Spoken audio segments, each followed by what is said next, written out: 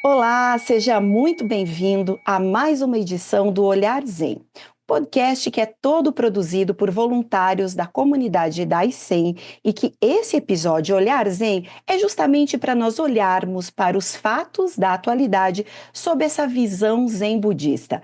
Quem nos auxilia nessa jornada sempre, é claro, é nosso estimado mestre Gensho Roshi. Roshi, muito obrigada novamente por estar conosco. E só dando uma dica para você que nos ouve através das plataformas de streaming de áudio, se você quiser ver a versão gravada em vídeo, você também pode ir até o nosso canal no YouTube, que se chama Daisen Zen Budismo por Monge Gensho, e a gravação estará lá disponível também. Bem, o tema de hoje é um tema que, trazendo para o universo budista, dá muito pano para manto, Gensho Roshi, porque é um tema que pode ser amplamente discutido e vem sido amplamente debatido através de todo o mundo. E ele trata das regulações de redes sociais.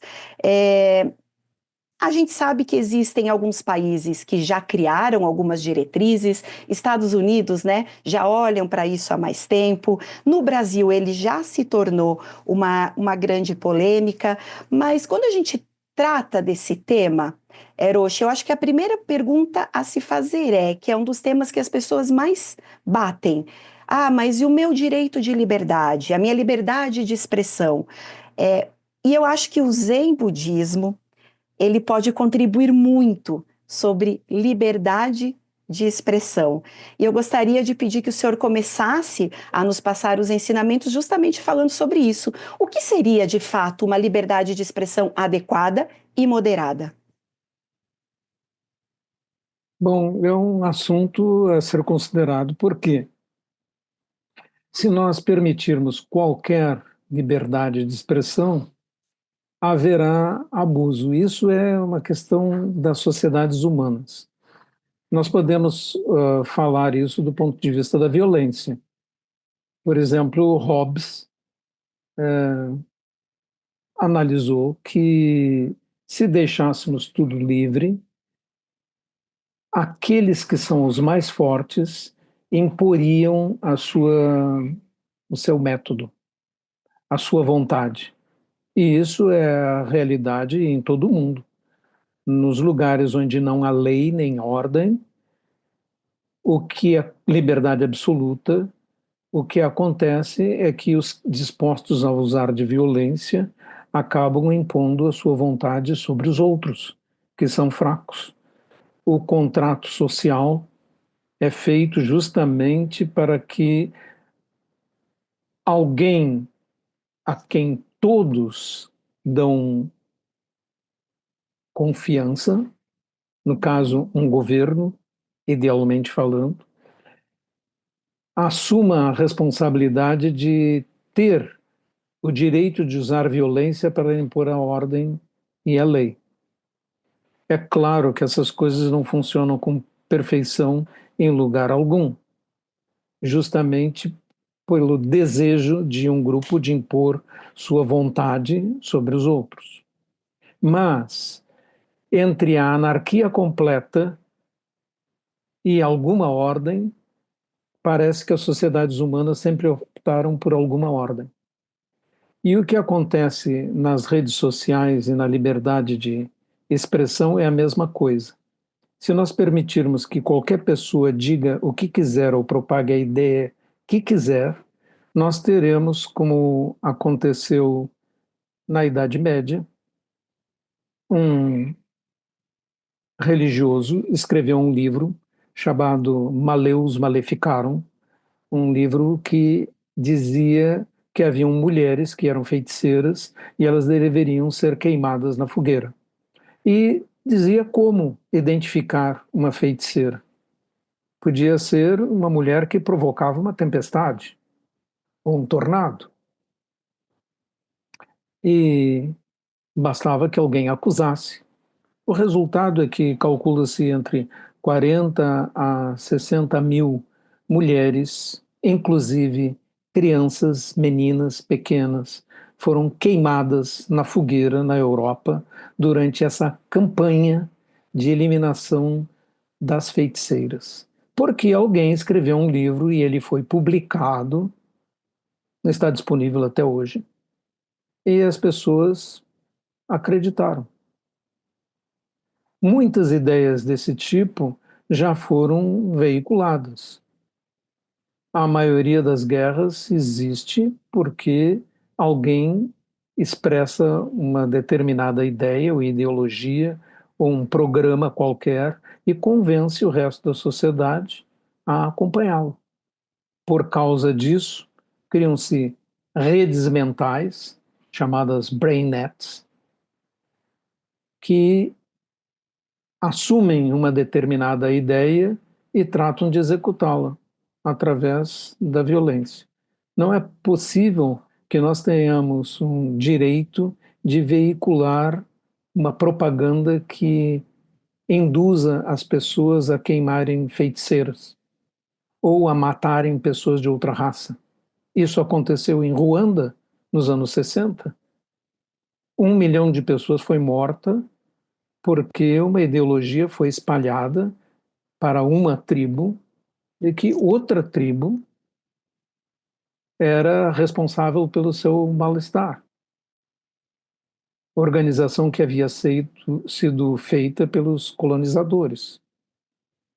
Quando estourou um movimento de represália, as pessoas estavam convictas de que podiam executar esse mal e saíram a matar todas as pessoas que eram seus vizinhos ou que fossem da outra tribo, porque haviam sido convencidos disso.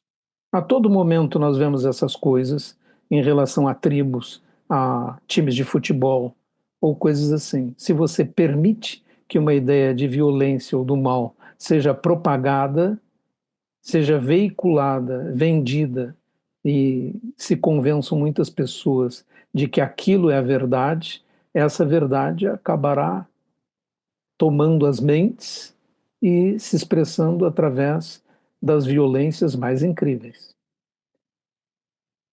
Roshi, o senhor em sua vida civil teve uma passagem muito importante, inclusive como diretor de uma grande rede de comunicação. E, na época, a fonte primária de informação das pessoas justamente eram os meios de comunicação tradicionais: rádio, televisão e jornal. Nós sabemos que hoje uma grande parte da população utiliza-se justamente de redes sociais, utiliza-se de internet como fonte primária de informação. E justamente por isso são mais facilmente manipuláveis, elas não precisam nem comprar o livro, nem, né, elas são mais facilmente manipuláveis. E, inclusive, hoje a gente vê um movimento das redes impactando a reputação da própria imprensa brasileira, né? Então, gostaria que o senhor traçasse um pouco esse paralelo dessa experiência que o senhor teve na vida civil e do que o senhor vê ocorrendo, porque a gente sabe que a responsabilidade de uma imprensa, do que publica de forma oficial, ela existe, mas na rede não existe ainda, né? Exato, é porque a imprensa tradicional, mal ou bem, tinha seus editores. Os editores escolhem as notícias que apoiam a sua linha editorial.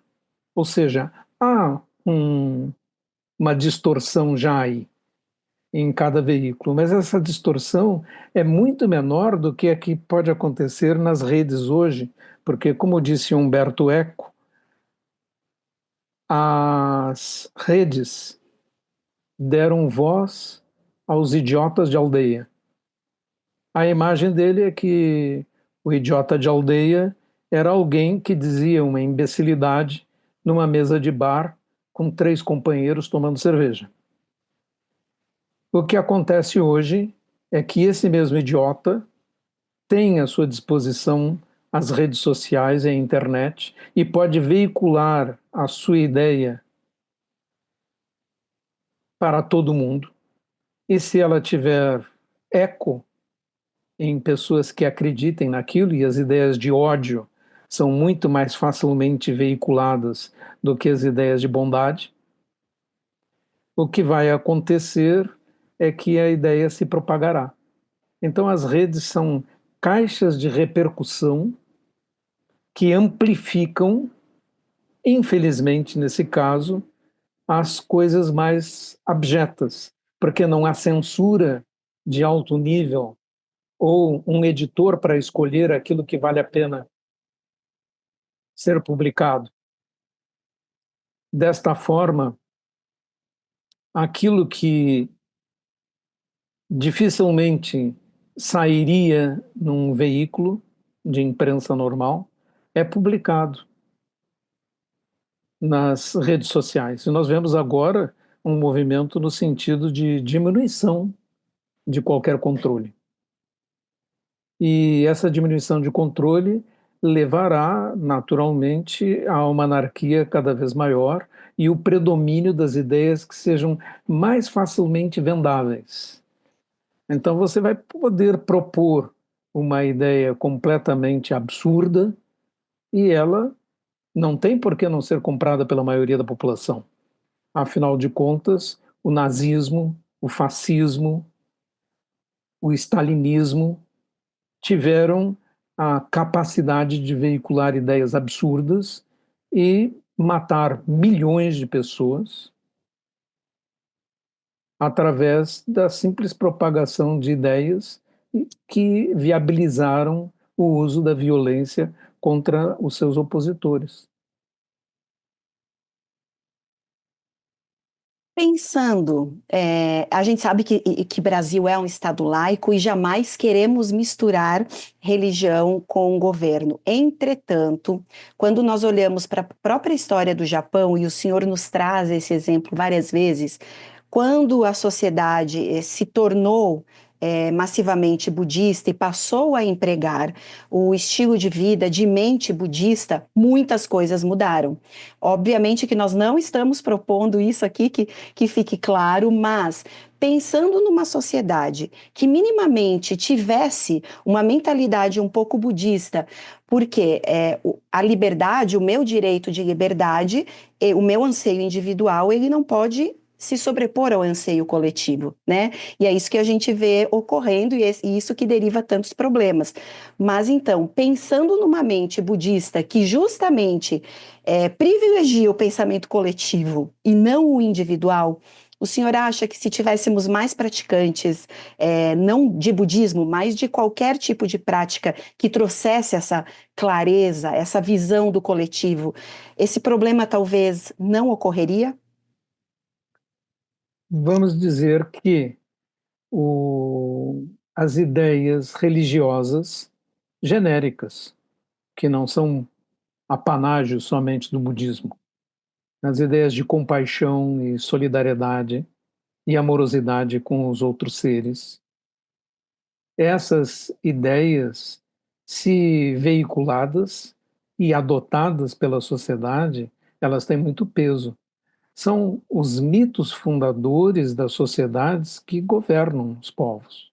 Se você acredita que seu destino manifesto é dominar os outros e ocupar o território dos outros, você vai propagar essa ideia como se fosse justa. É o seu mito fundador. E nós vemos esse tipo de atitude em alguns governantes do nosso mundo hoje. Aliás, dizer hoje é uma bobagem, porque é simplesmente a repetição de um comportamento milenar, um comportamento desde que nós temos registro dos últimos 6.000 anos de guerras institucionais, destinadas a tomar território. Nós vemos essa postura de um líder como Putin, e agora vemos a mesma postura na Venezuela, vemos a mesma postura na, no governo americano, ao falar em dominar ou ocupar, ou mesmo usar a força para fazer isto. Todos esses, e a China também tem esse programa, todos esses povos estão expressando, através de líderes um pouco delirantes, ideias que vão contra as ideias predominantes nas religiões compassivas.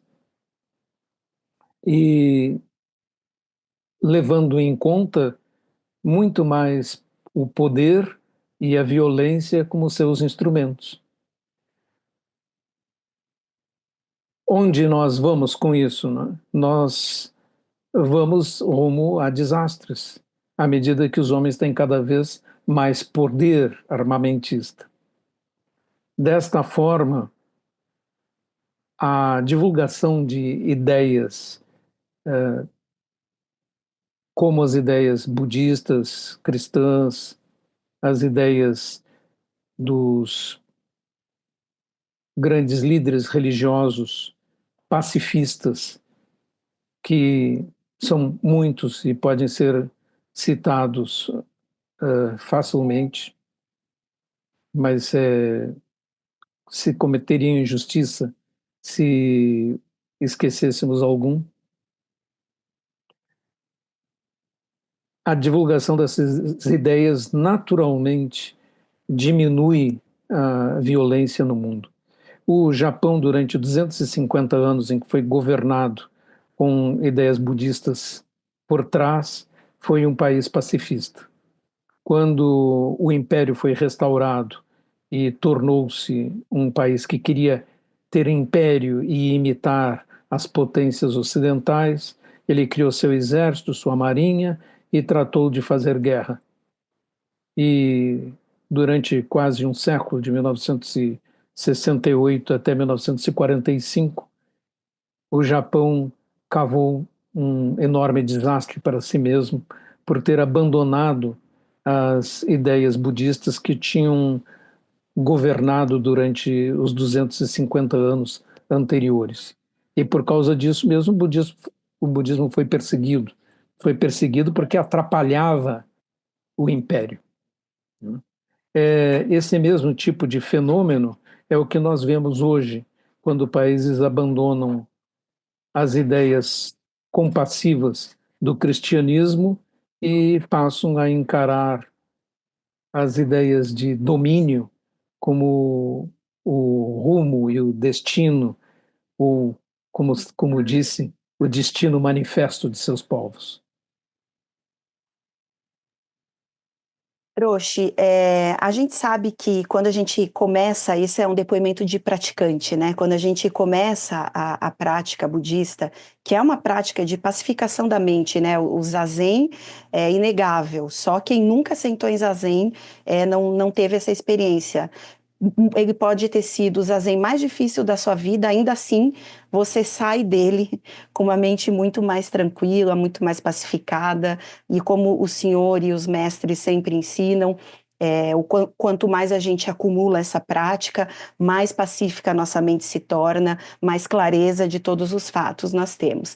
Entretanto, nós que somos ainda meros praticantes, que não atingimos os estados mentais mais elevados, não temos a clareza, uma mente mais iluminada e mais límpida, carregamos isso em nós, mas quando nos deparamos com a vida e com todas essas dificuldades, às vezes temos também dúvidas em qual a melhor postura como um praticante budista, como um ser, como eu posso ser um ser melhor para o mundo quando me deparo com esse cenário que a gente vive hoje. Bem, devemos considerar que tudo começa na mente. E se tudo começa na mente, nós temos que mudar nossas próprias mentes e tentar mudar as mentes das outras pessoas, veiculando as ideias que possam conduzir à paz. Nada poderia dar mais riqueza e felicidade para a humanidade do que a paz. Podemos imaginar uma coisa mais terrível em termos de destruição, empobrecimento e sofrimento do que as guerras? As guerras são o fenômeno que consome os recursos dos povos, produz coisas que não servem para nada. Para que serve um tanque? Para que serve um avião de caça? Só servem para guerra. Depois, quando abandonados, até desmontá-los é caro demais. Desmontar um tanque é uma tarefa terrível, que nem chega a valer a pena em termos do aço que você pode recuperar. E assim, esse tipo de projeto da humanidade, estamos simplesmente aumentando o nosso investimento em armas de modo fantástico. Estamos investindo em armas mais do que o dobro do que 3 anos atrás. Todos os países estão se armando e nunca a indústria de armas teve tantos contratos. E as armas acabam sendo usadas. Mesmo as armas que estavam estocadas pela Rússia desde o tempo da União Soviética, agora simplesmente estão sendo retiradas dos estoques. A um ritmo tão grande que fica difícil de repor.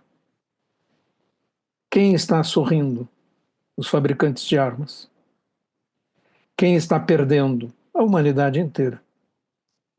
Porque esses recursos poderiam ser muito mais bem usados e de forma muito mais construtiva. Então, se nós não mudarmos a nossa mentalidade, caminhamos para desastres cada vez maiores. E tivemos bons exemplos, já grandes exemplos no passado. Não faz mais do que 100 anos. No caso da Primeira Guerra Mundial, faz mais do que 100 anos agora. E milhões de pessoas morreram. 20 anos depois, 3 vezes mais pessoas morreram, sem contar os feridos, os lesionados, a destruição, a perda de obras de arte irrecuperáveis.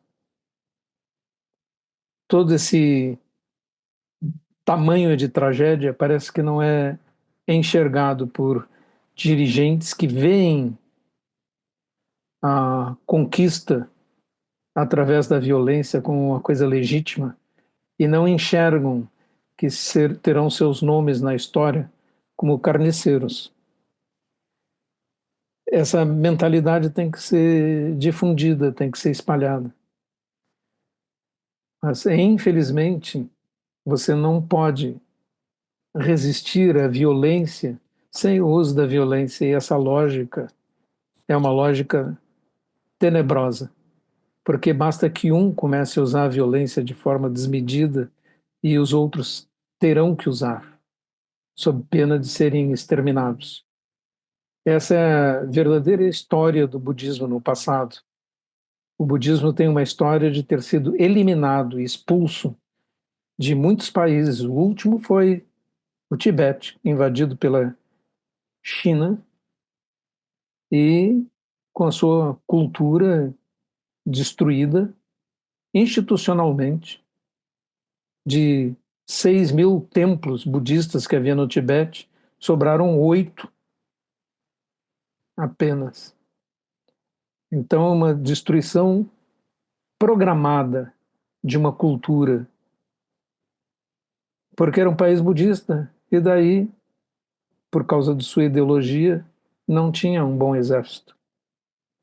A mesma coisa aconteceu várias vezes na história. Não existe nenhum momento em que um país governado por budistas tenha sido o desencadeador de uma guerra.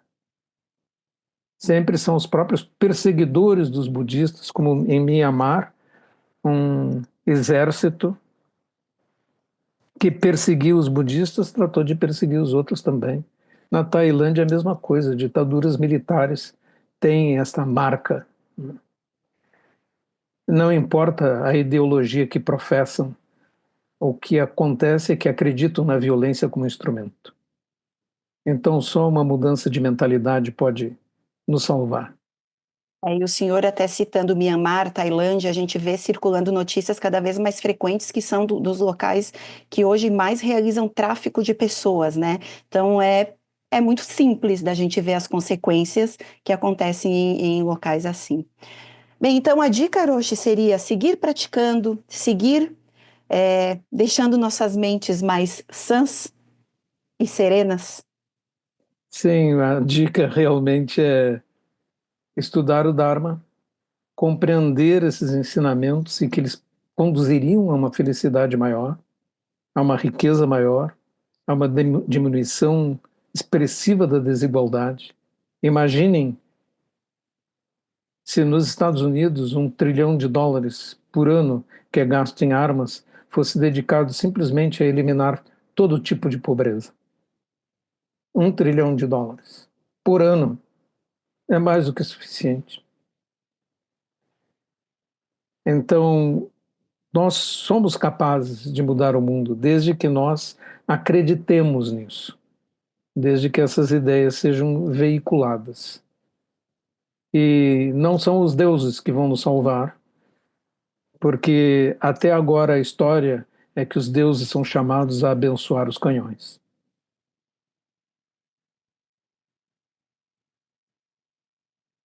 Roshi, obrigada pelos seus ensinamentos. Se você que nos escuta através das plataformas de streaming de áudio ou nos assiste pelo YouTube ainda não pratica Zazen, você pode procurar lá, daisen.org.br. Você vai encontrar locais de prática presenciais em várias cidades e também a prática virtual da comunidade Daisen, onde nós praticamos Zazen juntos e temos oportunidade de ouvir ensinamentos como esses preciosos do nosso mestre Gensho Roshi, também de Komyo Sensei, enfim, de todos os professores da comunidade Daisen, que hoje, sem vias de dúvida, é uma grande fonte de onde jorra, assim, a sabedoria, a amorosidade, o Dharma de Buda. Roshi, muito obrigada. Nos encontramos no próximo Olhar Zen.